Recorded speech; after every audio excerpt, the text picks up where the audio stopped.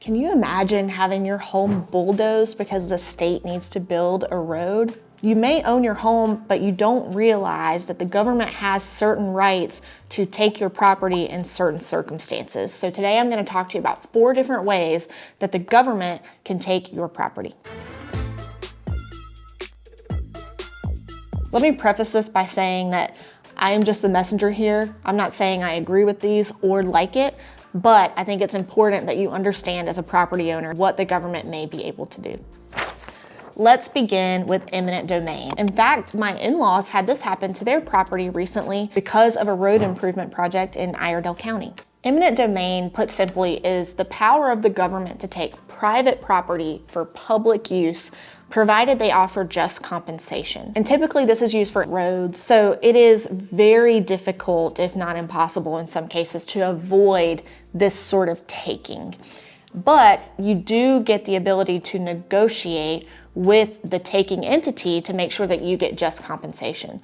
So for example, let's say you are negotiating for a fair price on what the government is going to take, and you can't reach that fair price.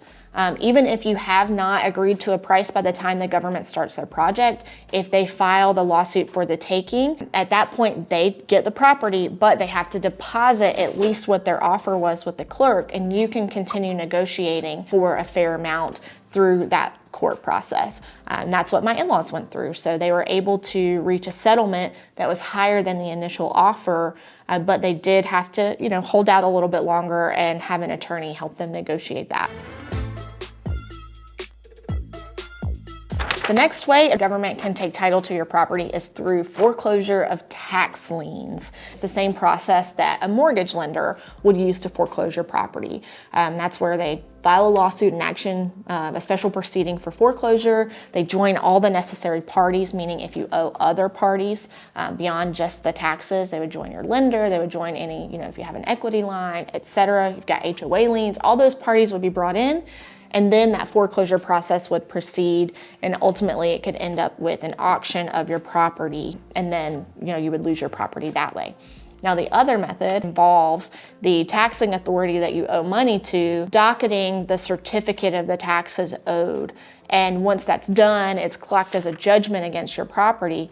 And this means, a judgment creditor has the right to foreclose if you don't pay them. And this is also a way that when you go to sell your property, or if you're trying to refinance the property, that judgment will be discovered and it will have to be paid off to get title clear.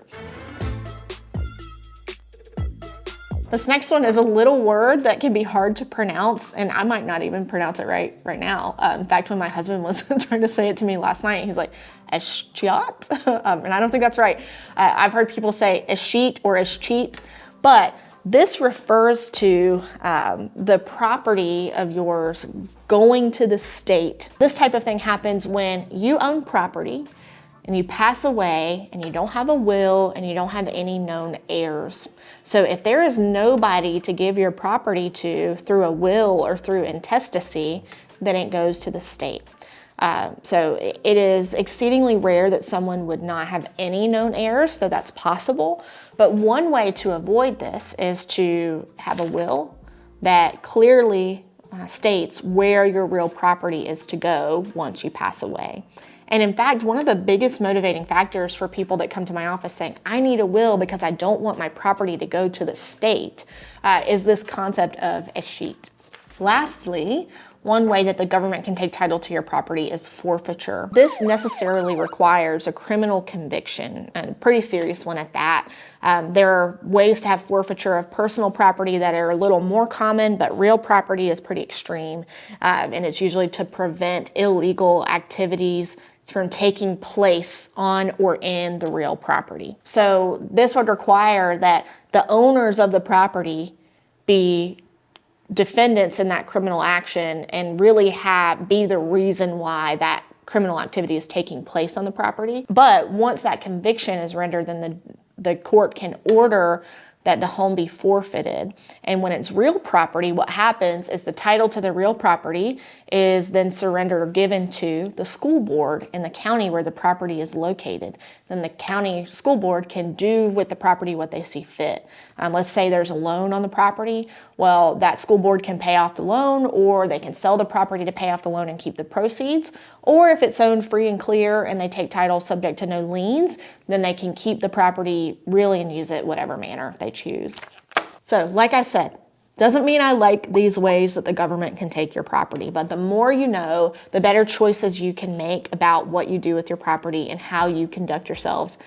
So this is more just educational so that you know what can happen. It's not super common, but file it away for if the time ever comes, the DOT comes knocking and says, by the way, we need this strip of land out front.